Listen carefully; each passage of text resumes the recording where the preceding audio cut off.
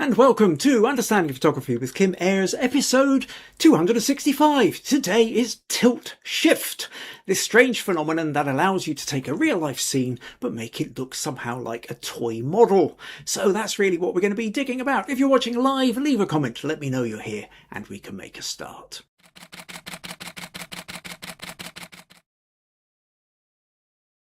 So yes, and welcome to Understanding Photography with Kim Ayres, episode 265. Yes, so today we're talking about the notion of tilt shift. So if you're familiar with the concept, then you're going to find out more about it. If you're not familiar with the concept, well, there's a whole new editing place to play around with. Like I say, we are live here on YouTube, so leave a comment. Let me know where you are. Let me know who you are. Let me know what the weather's doing. We can get the chat kind of started. I see we've got a couple of people in already. Robert from Texas says, howdy all from a cold and overcast Paris. Okay, not in Texas. That's Paris, France. I know he happens to be over there with wife Anne at the moment. I ran out of my data plan and have been reduced to the speed of dial-up modem. Well, that takes me back a few years. So I won't be able to watch live. All right. Oh dear. So thank you for setting up this podcast, Robert. Okay. Well, you'll catch up later. I mean, leave a comment if you are catching up. Although you won't be able to comment live, Robert, do just leave a comment down below anyway. Let me know what you think of the podcast as it's going. If there's a particular point that you are referencing, though, leave a little time slot to tell me what you're replying in reference to. Because when I come to read the comments later, that aren't live, then I don't necessarily know what anybody's referring directly to. So just good photo won't make a lot of sense. Lisa says hello from a sunny, cold and crisp Maryland. April joins us from a partly cloudy, breezy Long Island, New York. Janet says hi from a cool Mississauga in Canada.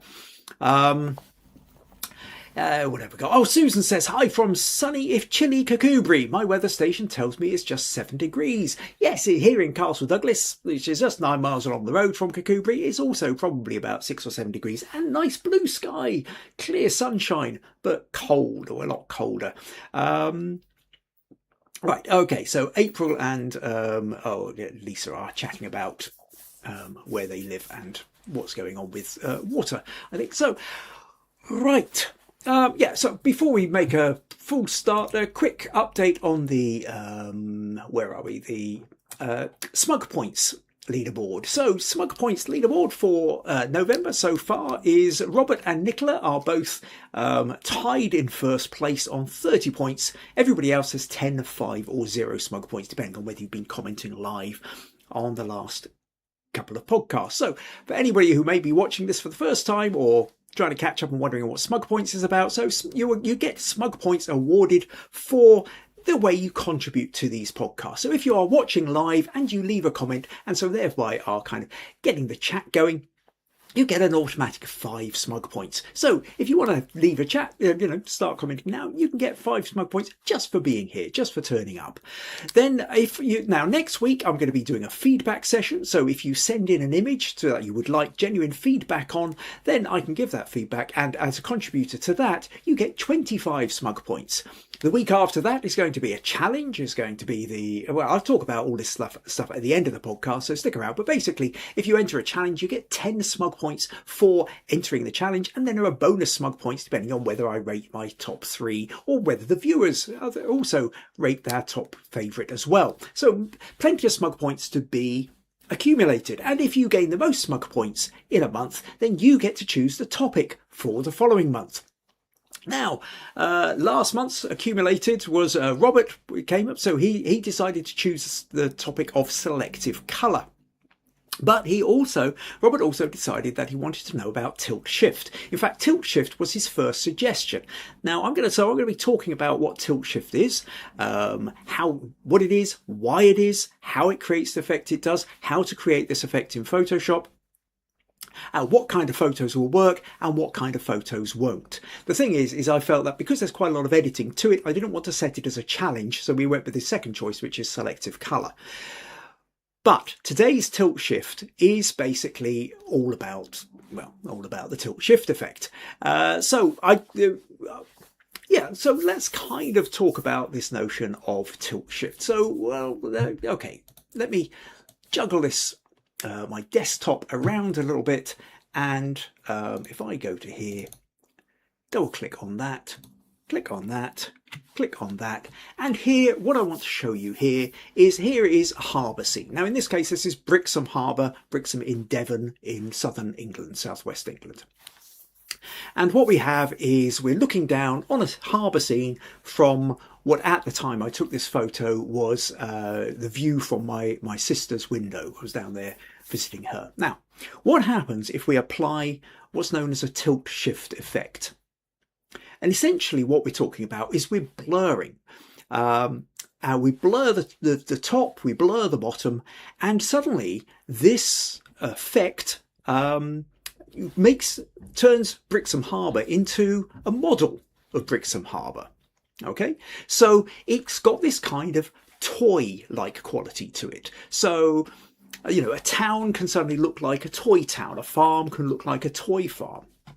And it's quite strange, you know, we can zoom in and suddenly these little boats look like they're models. Looks like little model cars with model houses that are maybe made out of cardboard with little plastic figures sort of dotted around the place. And so this is essentially what the tilt shift effect is. Now you can achieve this in a couple of ways. The first is you get yourself a tilt shift lens. That's a quite an expensive way to do it, or some people can, you know, go onto YouTube, type in how to do your own makeshift tilt shift lens, and there are ways of doing this. The other way, the most common way, is using this in Photoshop. Now, it is an editing effect.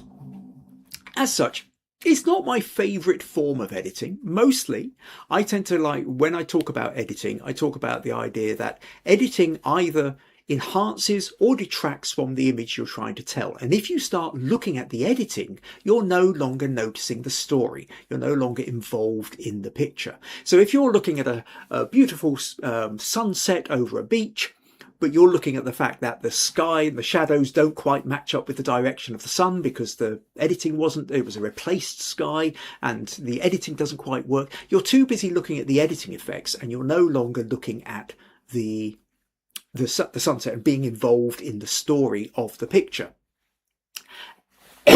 As such, that's where you're focusing on the editing rather than focusing on the picture. Now, interestingly, when you come to something like this, the tilt shift effect, much like selective colour that I was talking about last week, the whole point is the editing. So actually you are focused on the editing. And as such, I tend to think it takes away from the story. So, but that's my opinion. But the reality is, and the reason I'm looking at this on the Understanding Photography with Kim Ayres podcast, is because you get quite a lot of competitions and challenges, especially on these online sites like PhotoCrowd, Guru Shots, Viewbug, and the like, where you get, in fact, PhotoCrowd very recently just had a tilt shift challenge, which is where Robert got the idea from as well. So it is something that challenges crop up. I'm here to show you how to improve your photography, how to improve your editing, and most of you go frequently to these online sites to enter the competition. So what if you want to get involved in the tilt shift? How does it work? And this is what this podcast is all about. Oh, a couple more comments here. What have we got? April and Lisa's still chatting about lighthouses and water. Nicola joins us and says, hello Kim and everyone, sorry I'm late, been out taking photos, it's such a nice day. Well, good thing to do on a day like this. Okay, so this notion then, tilt shift. So why? Okay, so the next thing then, the next key bit about this is in essence, we're blurring the top and the bottom, and it's creating this little kind of toy town effect. Why? Why does it work? I think that's the kind of weird thing. Just blurring the top and the bottom. Why is it working? Why does it suddenly make things look small? And I suppose really what we're talking about here is the notion of the way we view things. When we view a big scene in front of us, a landscape, a town scene from an upper floor window overlooking at it, or we're standing on the cliff top overlooking the beach or whatever, our depth of field is huge, right? Things are sort of in the focus, in the foreground and in the background.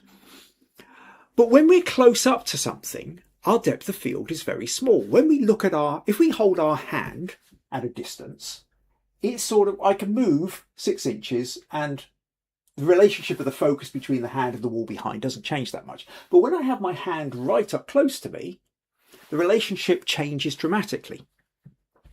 So if we take, well, I don't know, let's take this. I've got a webcam here. This webcam here is designed to be pretty much, it's a slightly wide angle. So I'm more or less in focus whether I'm standing here or whether I'm standing here.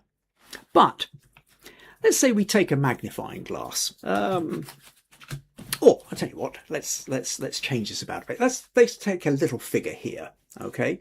So with this little figure, you know, like I say, he's kind of in focus here. He's kind of in focus here. But let's say we wanted to look up close at him. So what I'm going to do is I'm going to take a little magnifying glass like this, and I'm going to place the magnifying glass in front of the lens. And now what you find is actually, now you're kind of looking close up, where he's in focus and where he isn't changes. The depth of field narrows. Okay, let's take this a little bit further. Let's say we were doing a real macro. So what I'm now going to do, I'm going to take the old favourite, the jeweler's loop, and I'm going to place this right over the front of the camera. Now what happens, as I move this in, the point he comes into focus is really close, but you can see it's a very narrow depth of field. I've only got to move a few millimeters and he drops out of focus. Okay. So when we're using a macro lens, when we're looking close up, when we zoom in on something, the field depth of field narrows, it squishes. Okay. So we end up with a much narrower depth of field. When we're looking at something at a distance, we have a much wider depth of field. So with that in mind, this is the way we're used to seeing things. So if we go back to this scene, the natural scene is the depth of field is pretty much the same. So the houses in the background are more or less the same focus as the rooftops here in the foreground.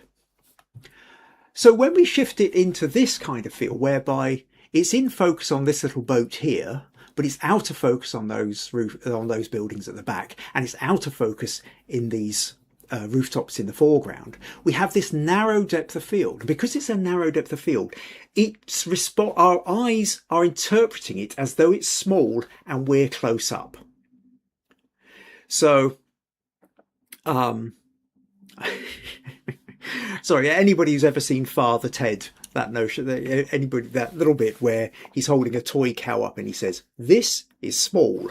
That," pointing to a cow in the field, "is far away." Little in joke. Anybody who gets it gets it.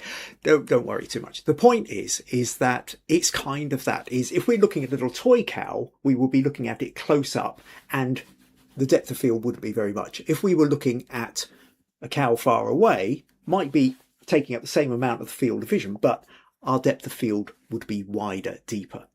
So this is the effect. This is why it has this effect of looking like a toy. So I said, yes. So Lisa says the boats look like toys to me. Yes, absolutely. That's the point of it. Oh, Meg joins us. Oh, hi, Meg. So instead of it looking like real water, because the toys look like toy boats, it now doesn't even look like real water. It looks like a kind of like a little bit of plastic or piece of glass that's been painted or tinted or something like that. So that's the effect. So, I mean, if we take a look at, again, to go back to that macro idea, in a natural sense, if I'm photographing a daisy, which we know is only this big, the head is only this large, then we naturally squash in and the depth of field becomes very narrow. Now, interestingly, one of the ways around this, a couple of weeks back, we had the leaf challenge. Last month, we had the leaf challenge or the leaves challenge. And Susan, I hope you don't mind me using your photo as an example. Susan sent in this image of these beautiful red Ayres leaves in a white vase. And what was fascinating to me was when Susan said, this vase is only 2 inches high. And it doesn't look only 2 inches high. It looks much, much bigger. What Susan also said she did was she used photo stacking, stacked focus ideas, where basically you focus the multiple photos, 8 photos, I think it was, where each one is focused on a different level, and then you combine them in Photoshop so it's sharp from front to back, which doesn't usually happen. You couldn't get it this sharp from front to back in a single photo, or not very easily for sure, because the whole thing is only this big. We'd have to get in close in order for it to fill the frame this much, and therefore our depth of focus would be much shallower. So by focus stacking, Susan's done the exact opposite of what we're talking about here, which is this notion of taking a photo and shrinking down the focus to make it look like a toy. So I hope this is all starting to make sense. So I'll tell you what, let's kind of run through a quick example then of how it works, or how to do this in Photoshop. So if we take a picture, so I'll just take a little beach scene here. This was in Paynton in Devon, just along from Brixham, and let's just open that in Photoshop. Okay, so what we have here is we have a scene. We've got little people on a tiny little, we've got the tide coming in or going out, probably going out, given the fact that this bit is all wet here. But there's little bits of water, sort of slight raised sandbank here. There we've got hotels and bits and pieces in the Paynton Pavilion in the background. Now, if I duplicate this layer and I go to Filter, Blur, I'm going to do a Gaussian or Gaussian blur. How much I blur, I don't want to do it too much. What I want to do is sort of blur it a bit, something like that, and then click OK. And now if I mask this, and what I want to do, now what I could do is I could make sure this is black, so we're going to see the layer through, and I draw a line across here, something like that. And now what happens is it's blurred in the background and clear in the foreground. And suddenly we're starting to get that kind of sort of slight toy-like effect. It's not absolutely brilliant, but we're kind of en route. Maybe what we might want to do, if I duplicate that layer and just apply the blur again, blur it a bit more in the background, and it's starting to look more so. If we look at the water's sort of starting to get this sort of slight toy-like, like it's more like a model being created. And these figures are starting to look more like little figures that have just been placed onto some kind of diorama. Okay, now that's another option for doing the okay, so let's get this for the blur. If I just take all that out for a moment, is you could do a gradient blur. So if I go to the gradient tool here, and one of the options of the gradient is, rather than doing something like that, you use this one, which blurs out, and then, so you can see I can have it's not blurred in the middle, or it's blurred out at the edges, and I can maybe tilt it slightly, or I can, and then I can just move it a little bit, something like that. Oh, so I don't need to click enter, and we've got the same kind of effect going on here. Okay, so basically we can use the gradient tool. We're masking out, you can see this little black line of mask here, to create that kind of effect. The other way of creating this effect is to use in Camera Raw, if you happen to have Photoshop, sorry. If I go to Filter, Camera Raw is quite fun, because in the bit here, it's got lens blur, and if I click lens blur, it's going to take a moment or two to get there. What it does is it gives me this little focus range, and I can pull the focus around the place, and I can pull it in a bit, and what I can do is I can narrow this.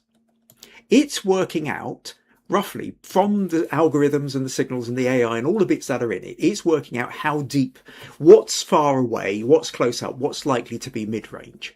And now, so I can move this so we can have the foreground in focus, or I can have the background in focus.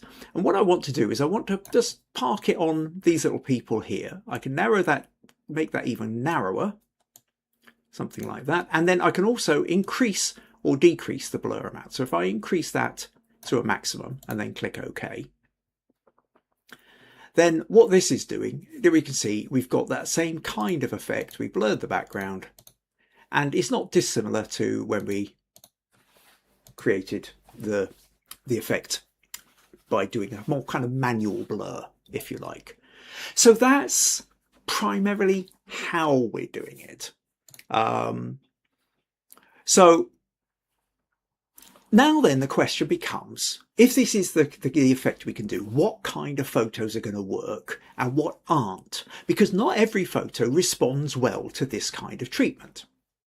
So for example then, let's close that. And one kind of photo which you might say, well, okay, what if we took something like what's already a close-up photo? Well, something like this, like, you know, in this case, a crocus on the grass, is never going to work because it's already got the blur effect. Okay, so now for some of you this might be obvious, for some of you it's now obvious now that I've said it. And so what's important here is essentially your starting image. Like last week when we talked in depth about the notion of selective colour, your starting photo is all important. You've got to find the right image if you're going to make that particular editing effect work and be effective, rather than just actually completely and utterly destroy the whole image. So it is with tilt shift as well. There's kind of got to be there's got to be a strong kind of image that's going to work with that particular effect. And if we look at something like this, well, there's nothing to work with. It's already small, it's already zoomed in, it's already macro, so it's never really going to work. So, okay, we can dismiss that one. So what if we try something like this? Okay, so here we've got a street scene and I'm up on a bridge that goes over the street, and the street's got depth to it. So a bit like the beach scene, we've got depth here. So what I could do is I could, again, I could just duplicate that layer. I could filter, filter, blur it. In fact, maybe blur it a bit more. So I'll just repeat that filter, and then I could mask it, and then I could, well, then we got to decide whereabouts we want to choose the blur to be. Do we want it to be at the back? Do we want it to be at the front? And here we're sort of starting to come across a slight problem, which is what's our point of focus? And actually, along this tree, because it's an empty road, probably our best thing is almost like this tree here. So I keep hitting enter when I don't need to. So now we've got this. And actually, the other problem is that the picture now feels too big to really feel like it's got that much going for it. So what we might have to do is actually really pull the picture in to kind of start to get an effect that feels like it's going to work. So that, okay. So I'll tell you what, I think probably what I will do for the most part from now on is I'm going to use the camera raw filter version, primarily because it tends to just work that little bit better. So this is not, so I move this up to here and you can see the background out of focus. Okay, so what we're going to do again is we're probably just going to focus on, move that back and forth, take it to about there, maybe increase the blur in the background. And now it looks like we've got a little kind of toy set with a tree and a car and the rest of it's going out of focus. But the problem is that it's a kind of a so what. Okay, so we have this tree, but there's nothing overly special about it. If anything, what kind of makes this picture slightly more interesting tends to be the fact that you've got this long road leading your eye up here. There's not a lot really going on. Maybe if there was somebody walking their dog or there was a car driving past and we had a slightly better point of focus. So this idea then becomes quite an important part. Just because you can make the effect happen on something doesn't necessarily mean that the photo's overly interesting. So hold on. So question is then, what we really need is we want to have some kind of photo that is going to actually have some point of focus to it. So I'll tell you what, let's try a different one then. Let's go for something like this one here. So what we've got is here we've got a boat in a harbour, and this has got the kind of feel of maybe it's a reasonable candidate. Okay, we could blur the top, we could blur the bottom, and we'll have the focus on the boat. So let's go to filter, camera raw filter, click on the lens blur and apply. And once again, once this has kind of come up, what we're trying to do is we're trying to find the focal range. So I'll pull that in, make it slightly narrower. Have it too far in the foreground, everything's out of focus. Too far in the background, we've lost the boat. So we're kind of moving it backwards and forwards until we get the boat. And what we really want to do is we want to narrow it as much as possible. I want to increase the blur on it.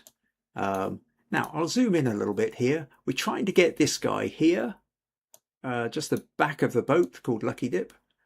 And it's actually a little bit difficult. It's struggling to find, it's blurring the top of his head. If I get his head in focus, then actually his body is out of focus. So Photoshop's it's doing a reasonable job, but it's not actually really getting it ideal. And if we start to look at the bits of the boat here, it's really struggling with knowing what bit is. So it kind of maybe works a little bit at this distance, but as soon as we go in close, we notice it's not really working out which bits are at the front and which bits are at the back. It's just kind of a little bit too complicated. So we have to be careful now about that notion of the complexity of the image. Now, there is another aspect to this, which is the blur is very smooth and the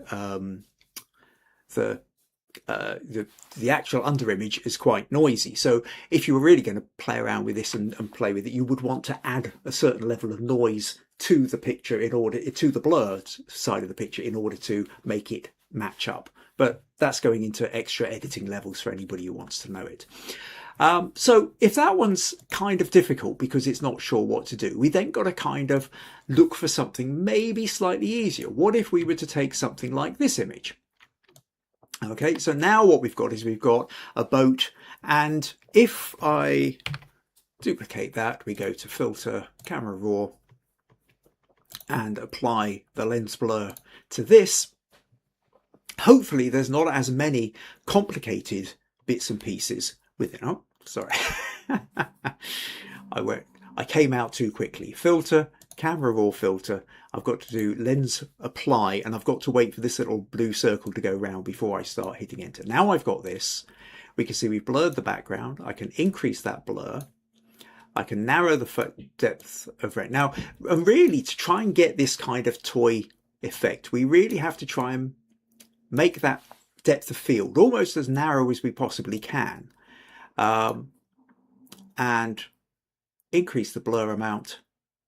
And there we're starting to get something. Now if I zoom in, we've lost a little bit of the mast, but by and large, because the lines of the helmets are stronger, there's, apart from that little mast, it's been easier for Photoshop to work out what counts as in the foreground and what's in the background. Now where it hasn't worked is something like we can see the water behind, through the gap in the boat hasn't quite worked out. It's tried to get a little bit of it here, but it's not. So it's not really lining it up fully, but as a kind of a quick shot, it's not bad. Is this now looking like a little toy boat on a bit of river? Possibly. Again, there are different photos which are going to work to slightly different degrees. Now, okay, let's cancel that. Let's close that one for a moment. And let's try something else. What if we were to take something like these diggers? Okay, so these diggers were sitting in was it Tesco car park, I think. I think it was maybe last winter. They were rearranging, they were resurfacing the car park. I took some photos of some diggers, and I was just with my phone as I was walking past, and I was trying to do something whereby I was arranging this digger to be sort of hidden within or framed within that. So that kind of frame within a frame idea. It's okay. But these kind of diggers, you think, maybe this is the ideal subject to make a toy feel out of it. But it is never going to work if I duplicate that with the usual kind of filter, blur, and then mask it, and then create something like that. And that can't possibly work because the depth of where, you know, the foreground and background isn't higher up the picture and lower down the picture. Whereas, I mean, if we go back to our very, you know, our little scene here, what makes this work is the fact that the stuff that's further away is higher up than our focused bit, and the stuff that's in the foreground is lower down than our point of focus. Likewise, when we go to something like this photo worked better because the stuff that's further away is higher up, the stuff that's in the foreground is lower down. Even this one, further away was higher in the picture. So where your thing is placed in the picture is making a big difference. Same with this one. But when we come to this photo, it isn't. Consequently, just blurring it at the top of the bottom just looks stupid. It doesn't work at all. So the only way we have a chance to do this is if I duplicate that layer, is to use Camera Raw again. And so what we're relying on now is the idea that Camera Raw is going to be able to detect what's in the foreground and what's in the background. So now I'm trying to get it to focus maybe on this one in the front. And maybe we pull up the blur. We're trying to make it look like a toy JCB. And is it working? First of all, there's a question of, is it working? Let's kind of pull that forward a little bit, something like that. But we've also got this major problem of the fact that it is struggling to know which bits to keep in focus and which isn't. So if we look at this arm nice and focused up by the JCB, but just as we come down, it gets really blurry around here, as though that arm is almost as far back as the digger behind it. So it's not working really. Likewise here, we've got this part, the top part of this bit is in focus, the bottom part isn't. And then we've got a little bit, you know, it's just, you know, it's not working. So it's not just about finding a decent subject. You would have thought, JCB, great, toys, this is perfect for it. But we've got to have something that Photoshop can actually work out whether it's going to work or not. And this thing, it really doesn't. Okay, so hopefully then you're starting to see this notion of the fact that the photo you choose is extraordinarily important. Now, get the wrong photo and you're never really going to be able to make it work. Or if you are, you're going to have to go in really blurring pixel by pixel by pixel in order to try and get the effect you want. And even then, there's no necessarily desperate, you know, certainty that you're actually going to make it. Oh, Lisa says this could be fun. Well, this is it. There's this notion of, if you can get the right photo, then maybe you can have a bit of fun out of it. But, you know, like I say, get the photo wrong and it doesn't work. There's also another part of the notion of the narrative. So if we take something like, let's take a photo like this. Okay, so we've got cherry blossom.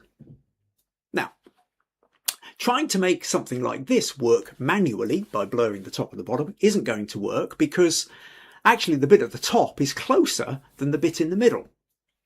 So you can't do that kind of thing. However, interestingly, if I open this with Photoshop and I go to, let's just zoom in that a little bit. I'll duplicate the layer and we'll go to Filter, Camera Raw. And we'll do the apply the lens blur bit. There is something, what I found with this earlier, I hope that it sticks with it, which is, you know, it's not actually too, if I bring this forward like this, it's not bad, you know? Oh, sorry, hang on. Should have switched across here. Okay, so, yeah. So we've got this, sorry, cherry blossom. I forgot, I apologise for, yeah, Janet saying can't see it and Susan said can't see it. I've got, hopefully you've caught up now. But the point is that I can bring in this blur here and I can really we can up the blur a bit more. And, you know, actually is not done too badly at picking out these cherry trees in the foreground. And I think the way the algorithms work, the way that it's being trained, the way the whole kind of Photoshop doing its magic bit is what helps with this is the fact that you have smaller cherry trees going down. So it's designed to look for clues about depth. How do we know something is further away? Because it's smaller in relationship to something in the front. And when we have a similar thing, so there's cherry trees moving back, oddly enough, it works better with this than it did with the diggers. The diggers, it was much harder for it to work out which bit should have been in front and which bit should be behind. Likewise, the little aerials sticking off the back of a boat doesn't really have an obvious kind of thing to make comparisons to. So the cherry trees kind of work in a way that the diggers didn't. Having said that, now when we look at the cherry trees, fine, we've got this sort of slight toy-like model type effect. But we've lost something as well. What I tend to feel this is missing now more than anything is something like a dog in the middle, somebody walking a dog in the middle of the path. If we look at it without the blur, then the story is, the narrative is, these beautiful pink cherry blossoms in the sunshine and the path leading us down through the cherry blossom. When we blur out the background, the story is now the bit that's in focus, which is these front two. And the story of this photo isn't really about the front two. Now, if you, like I say, if you had a figure in the middle, then it would be about framing the figure, but we don't have a figure in the middle. So actually, it's not just about the bit, this works because of the relationship of all the different elements. And to come back to one of the points that I was talking about last week in Selective Colour, is part of the problem is that so many photos are about the relationship of one part of the photo, about not just one part to another part, but multiple parts and how they interlink with each other. And if you just focus on one part of the image at the expense of the others, then the photo can often fail. That you can only tend to work really when there's a really important point where that single subject which is in focus, or that single subject that had the spot colour, is the most important thing, to the point that it practically excludes everything else. Because blur is a way of making us filter it out. We look at the sharpest part of the photo, just as we look at the brightest point in the photo, or we look at that red spot of colour in the photo. We get drawn, our eyes get drawn to these things. So the notion of a selective blur is a way of drawing the eye to a very specific place. Now, if it is the boat on the water, and the boat on the water is the most important thing, then that's not so bad. But if it's these cherry trees only work by the fact that you've got the relationship to the other cherry trees. And when you just isolate the two at the front, you lose the narrative. Am I making sense here? Please somebody tell me I'm making sense. Or ask me questions, okay? If I'm not making sense, that's okay. Let me know and I'll try and find a way that will make more sense. So let's take something else then. Supposing then we take something like a street here. Now, this street, so Castle Douglas, like literally we can look out the window and then look down here a few years ago when we happened to have snow. And in a way, this would, sorry. This street, I've got to remember to do this. Susan's saying, yes, you're making sense, but I'm not convinced yet. That's fine. That's okay. That's okay. Well, I'll ask you at the end whether you're convinced whether you want to give it a go or not. Okay, so back to this notion of this street. This is Castle Douglas Street. Like I say, I look out the window, I look down the road. It snowed a few years ago. I took a shot down the street. Now, in a way, this has kind of all the potential elements for it. So what we've got is we've got a sense of depth, and we've got the traffic, the pedestrian crossing here. We've got a car down the bottom that looks like me. Is it sliding or is it just coming out of the parking space? It's not looking quite at the right angle that it ought to be on the road at any rate. So maybe that's a point of focus. So if I close that for a moment, and then let's just drag, where are we? This one into Photoshop, and let's see what happens. So now I go to Filter, Camera Raw, and we do the lens apply. While I'm waiting for that, April says, tilt shift technique appears to be the best when you have people and everyday transportation scenes. Yeah, things like cars, boats, and what have you quite often work. So now what I'm going to do, let's increase this. Let's pull this down here. So we can create this kind of Toy Town effect by having the little, but what's happened here though is at this point, we've got that little bin in, and if I come forward to something like this, we've got this car in focus, and that's fine. But like the cherry trees, it's not really what the story is about. The story is more about what's happening further down the street. But the problem is the further down our street, so I move down the street, and if I get to the point whereby the car is now in focus, so is all the background, so is the clock tower, so are these houses at the back. And it's not actually really, it's very difficult. If I try and pull this forward to get it blurry enough, I'm then starting to blur the car.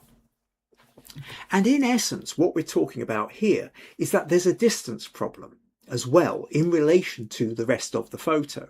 Remember that point that it's like with your camera, the further away you are, the wider the depth of field. And this is taking this into consideration.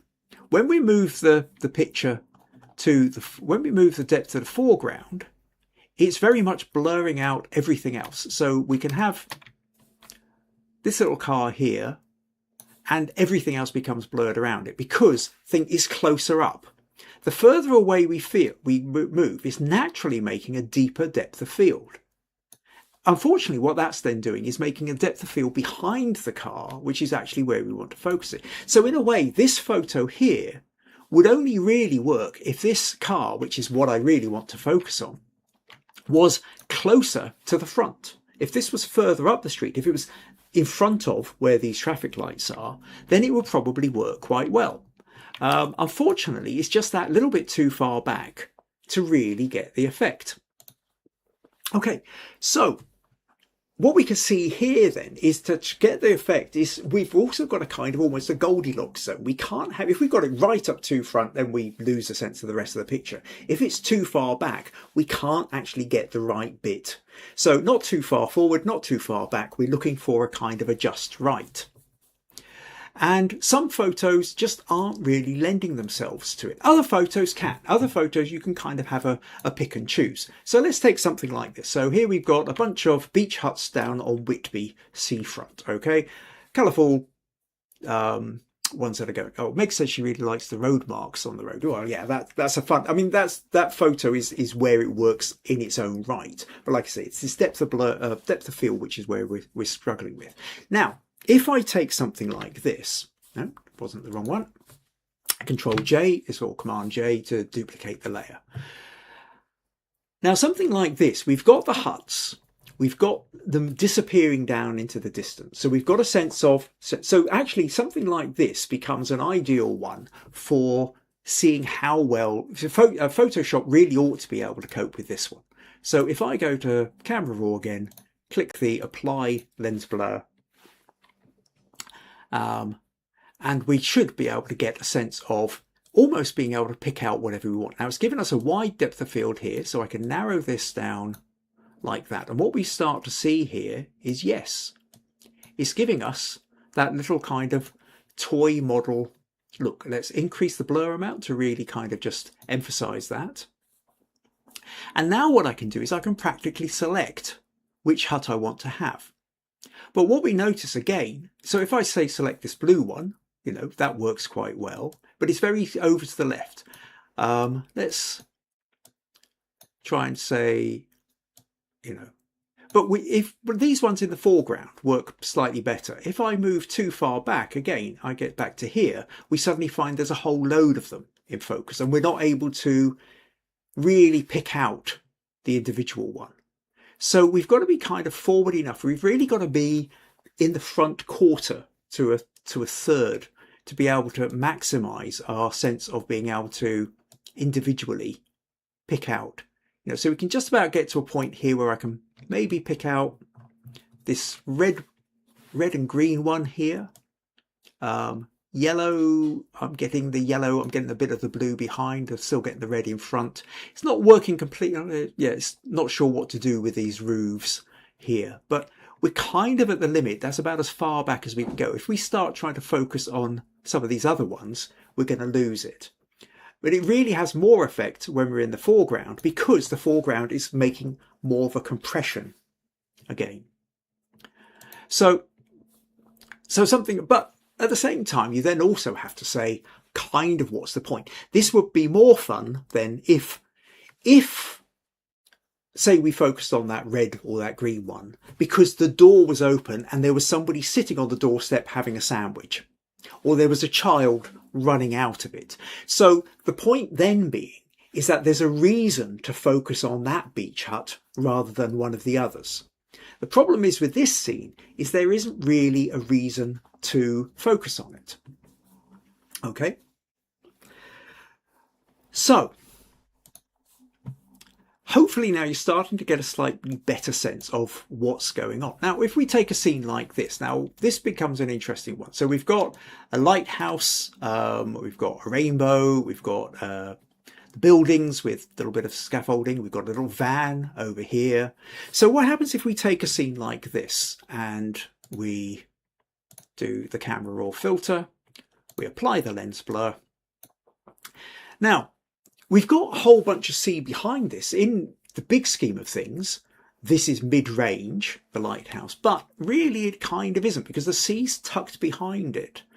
So if I try and create the blur,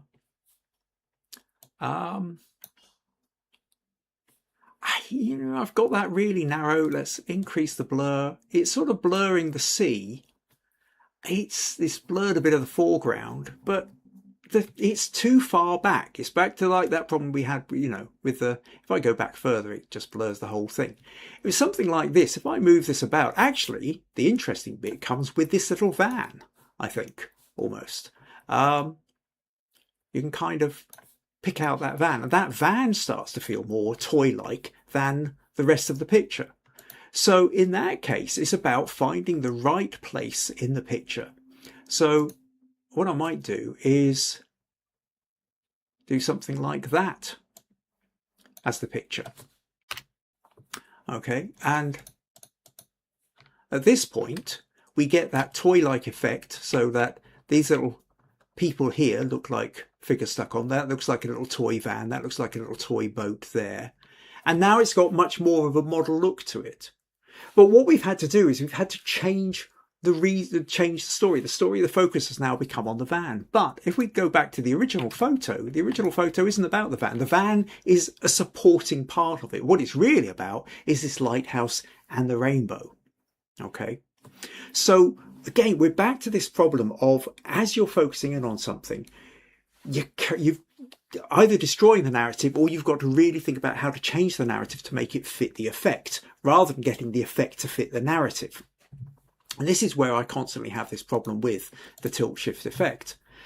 Maybe something like, if we take something like this barn, that might work a little bit better.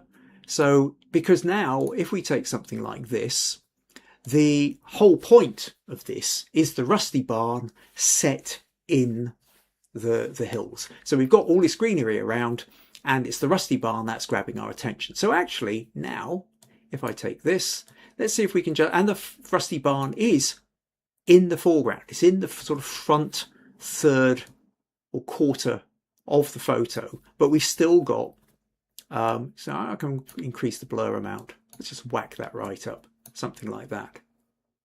And now I think what we have is this effect starts to work much more. So now it does look a bit more like a kind of a model of a hut.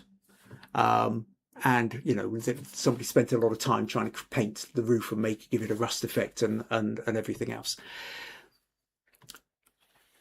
Whether it's worth putting into a competition, I'm still not 100% sure. It's just that something like this is starting to work better than the kind of things that we've talked about already.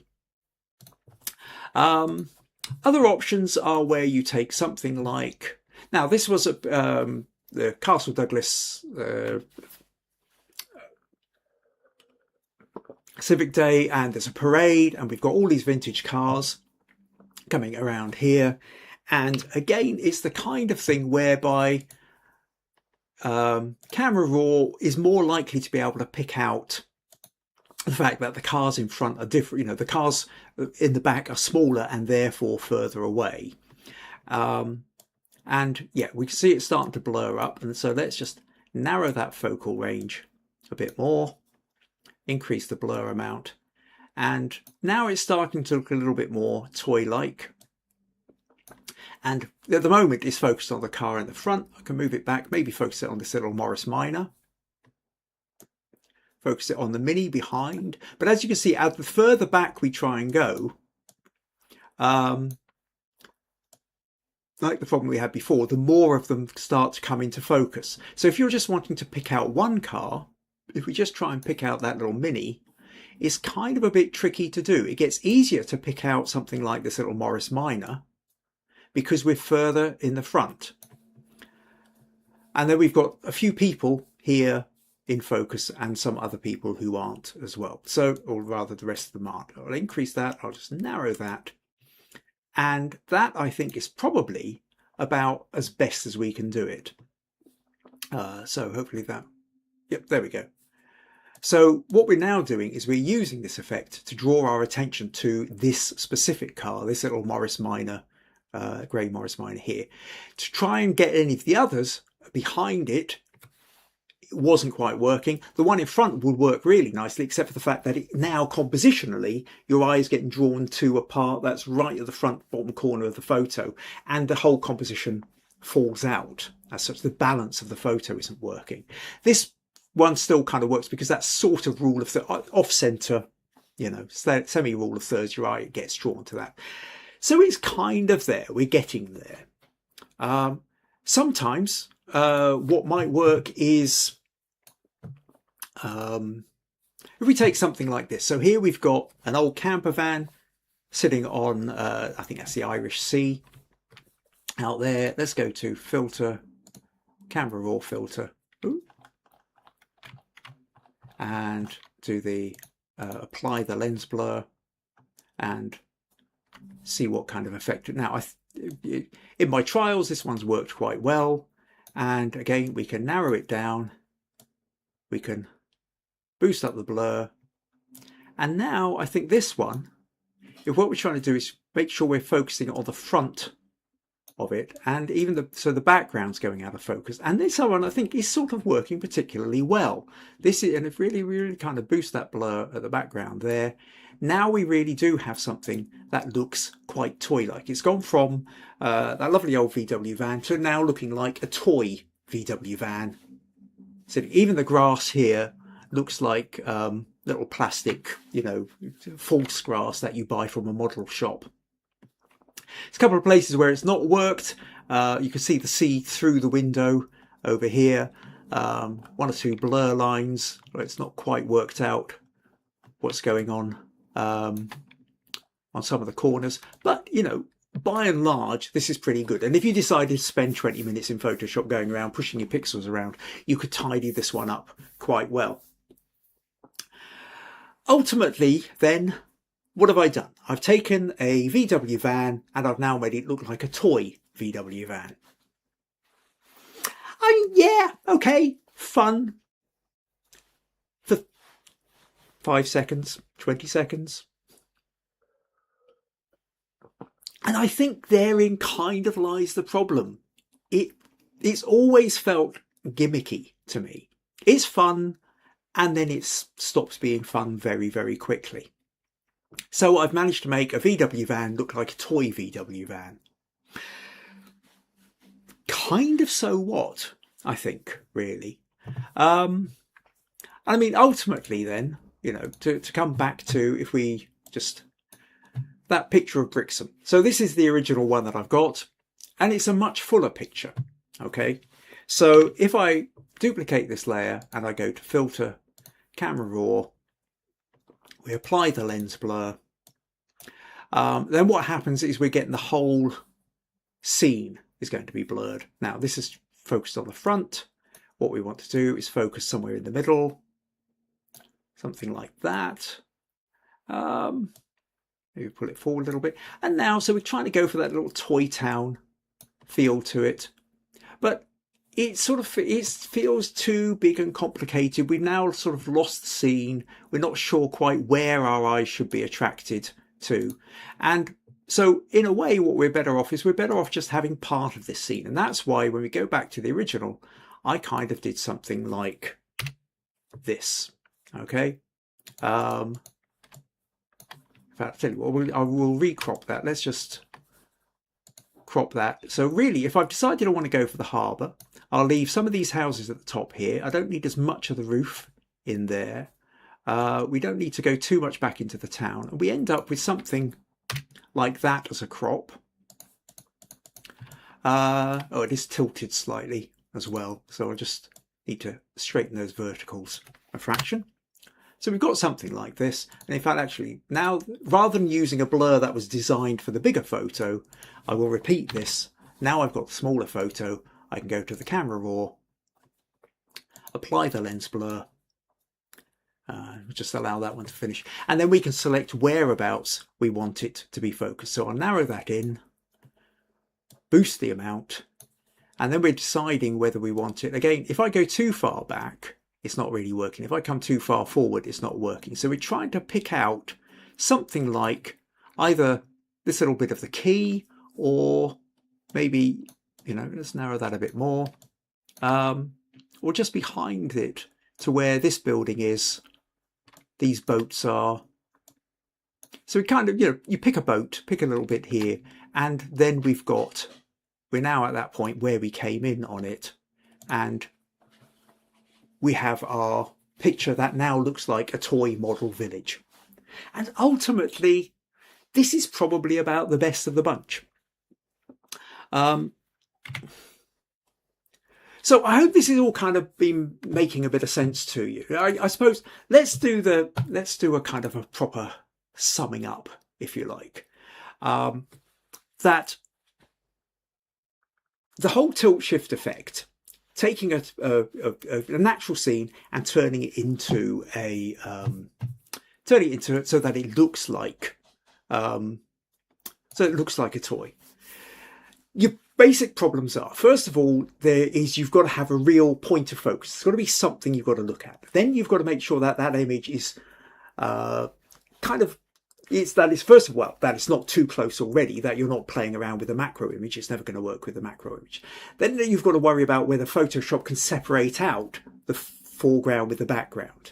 You've got to worry about the fact that whether it destroys the relationship of the photo of where the different bits are kind of coming to it. And basically, at the heart of it is the fact that you're too busy looking at the edit rather than at the narrative. And I think this is ultimately the problem for me with it. Is it screaming? It's not, hey, look at this great photo. It's, hey, look at this great edit. Look what I've managed to do with it. So that's what always makes me feel a bit uncomfortable with it. Having said that, you can still have a little bit of fun, just, you know, with it. But if you want to have the solution, then your solution works with things like, you've got to have a clear subject that benefits from it. You know, make it look like a toy town. Make it look like, you know, somebody walking their dog across a field. Make it look like a toy farm. Okay. If you're wanting to make it look like a toy, try and find a train set or something like that. But then it's also got to work as a composition. You've got to have a primary point of focus for it. You've also got to remember that if you're doing the kind of manual blur rather than the Photoshop working out where the depth is, then your best photo is going to work where further away above the subject, further towards the camera, below the subject, so that you can kind of create that little line of focal line. But ultimately, you've got to be thinking, where's the story? What's the story? Okay. And any editing thing you're doing either is enhancing the story or detracting from the story. So you need to be enhancing the story. And the story has to be more than just the effect. It has to be an interesting picture despite the effect, or as well as the effect, not having an interesting edit instead of, you know, an interesting effect instead of an actual story. So I tell you what, I'm going to try out. So what have we got here? Oh, Susan says, really appreciate all your efforts, Kim, but still not for me. I'm with you with the so what. Lisa says, practically, where would you use these photos? Well, basically, the place to use these photos is in competitions which say tilt shift. That's ultimately where I found it from. You know, that there are these competitions crop up periodically, and if you want to be, if you're one of these who likes to enter the competition, I suppose there's a fun side to it, as in, can you do it? Okay, get your Photoshop or your editing software out and play, because I think the playing in itself has a value. Okay, regardless of how well it turns out, regardless of whether it seems to be some super successful photo that you would print out and put on the wall. I think there's anything we do with our photos, whether we go out and we take photos that all end up out of focus, doesn't matter. The fact of us going click is contributing to our 10,000 hours. It's contributing to our skill, our eye, our development. And likewise with editing, if you go ahead and you play around with these edits, then you are learning more about the software. You're learning more. It's not just about what works. It's every single time it doesn't work, you are learning. I've said this before, we've got a couple of new people. It's worth repeating always. Which is, we don't tend to learn from what works. We learn from what doesn't work. Okay? Now, we get the praise for what works. When we do something and it works, yeah, we get the praise. And that's lovely. We want the praise, no doubt about it. But we don't tend to learn anything from it. If it's worked, what is there to learn? We tend to learn from what doesn't work. We go click, it doesn't work. We then have to solve the problem of why it didn't work. Or we're editing it and it didn't work. So we have to solve the problem of why it didn't work. And every time we solve the problem, that's when we learn. Okay, so we learn from what goes wrong. We don't learn from what goes right. We only get praise for what goes right. So if we're really interested in learning, then we have to kind of embrace this. And I would say, go and grab different photos out of your folders. Try them out. This is what I've been doing all week. Tilt shift is something I've only ever done once or twice for one or two small competitions and not really bother with. But because I was challenged to do a podcast on this, much like Selective Colour last week, I spent a lot of time going into it. And there's no doubt about it, I've learned an awful lot more about what pictures work, what pictures don't. And I had to in order to be able to show you this. So I'll tell you what, I'm going to do a quick poll here. So now I've got, where are my options? All right, there we go. So what I'm going to do, I'm going to do a little poll here, which is on this. I'm just going to do a quick ask a question, whether you and then add an option, and you can decide on hold on, where do we go? I create a poll, add an option, and start poll. No, hold on. Okay, that just says yes, no. And okay, cut that, paste that. Can I delete those two? Ah, suddenly I don't know how to create a poll. Start again, do that.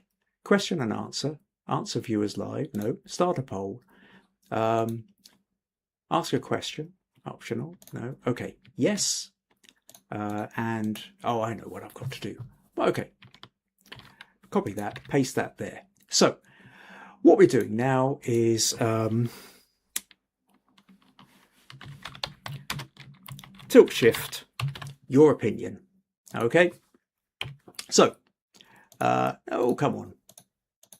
Why can't I?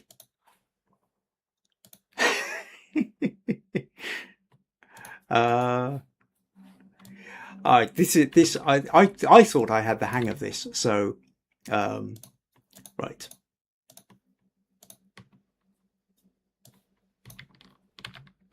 Cut that, paste that. It's not letting me start the poll. Ah, okay. I'm going to spend way too much time figuring this out, so we'll forget that. But generally, all I was going to do is say, are you convinced? Are you going to give it a go? Or are you going to go, not for me? Not convinced at all. Okay, so don't worry too much about it. So where are we at then?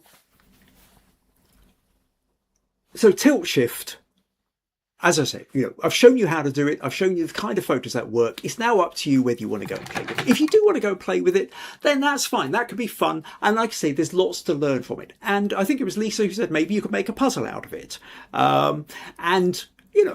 Maybe it's something you could do with the kids or the grandkids for that matter. Take a photo of them as they're walking in the street or in the field or playing out in the garden. In fact, that might well work as well. If they're playing in the garden and you're shooting from an upper bedroom window, looking down on them, that kind of thing is much more likely to be able to translate into a picture where you've got the tilt shift. Then they will find that fun. Maybe you even make a jigsaw out of it. So that's a place for it. Okay. So that's kind of where we're at.